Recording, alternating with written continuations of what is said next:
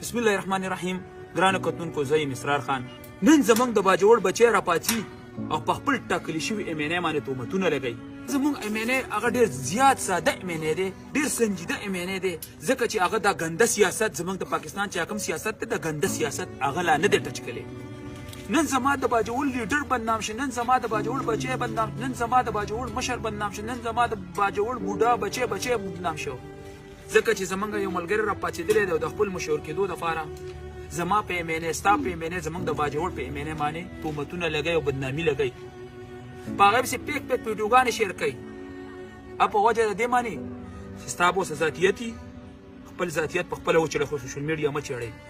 نو ټولو ملګرو ته پکار دی که د باجوړ لیډرشپ دی، که هر څوک دی چې څوک هم د باجوړ بدنامي کوي، څوک د باجوړ د مشرانو بدنامي کوي، د باجوړ د ام ان اګانو بدنامي کوي، د باجوړ د بچو، د باجوړ د مشرانو بدنامي کوي، نو هغو له داسې سزا پکار ده چې بیا دپاره یو باجوړی بچی هم خپل مشر نه بدناموي، بیا چې بیا د باجوړ هر بچی چې کوم دی په خپل مشر پسې رد بد نه وایي او تهمتونه پرې نه لګوي.